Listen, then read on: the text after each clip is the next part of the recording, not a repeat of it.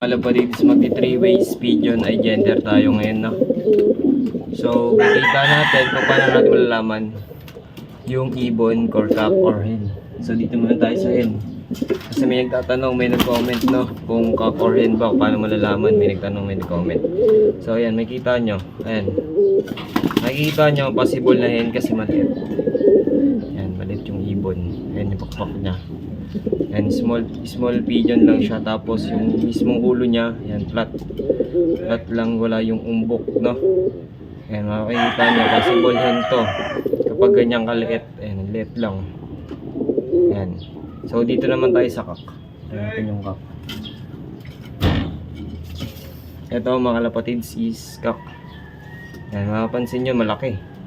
Ayan, kumpara dun sa isa natin kinuha, no? Ayan mga kalapatids, no? Malaki. Tapos yung ulo niya may umbok dito, no? Ayan, mapapansin nyo. May umbok. Itong umbok na to, yan, no? Sa ulo. Tsaka yung malaking ibon yan. Ito yung kasali natin sa spring trace, no? Ayan yung pakpak niya. Kompleto na.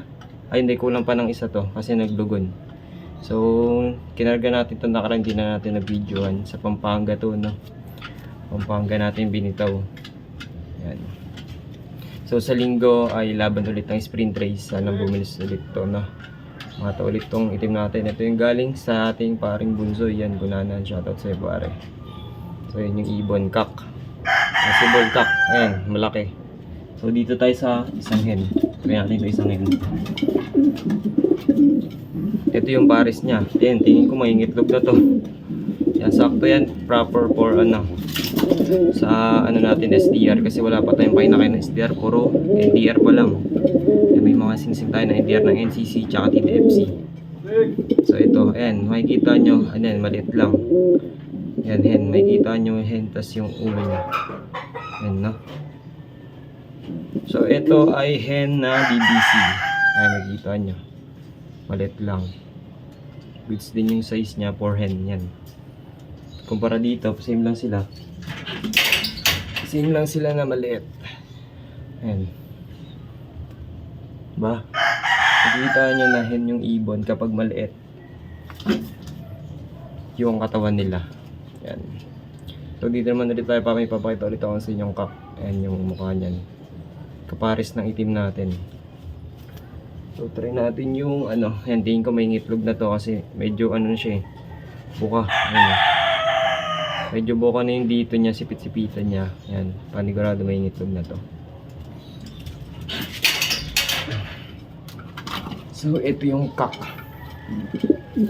Yan, makikita nyo malaki, diba? Laki ng hawak ko. Yan, ayan yung cock na kinakarga natin. Ang mga kinakarga natin ay puro cock. Wala pa tayong nilalarong hen. Yan, baka sa summer, maglaro tayo ng hen. Pero depende pa din.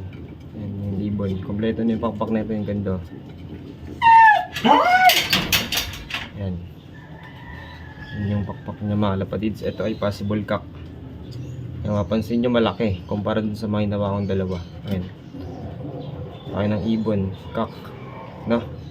So yun lang mga lapadids. Ayan. Yan natin malalaman. So sa nagtatanong, ito na yung kasagutan mo. Ayan. Pag mapapansin mo maliit na cock ay malaking cock. Yan. Yung ibon pag malaki, cock yan. Kapag maliit na ibon, yung pigeon natin is hen. So yan mga lapatids. Sa nagtatanong, ayun na yung kasagutan mo, pare. Thank you.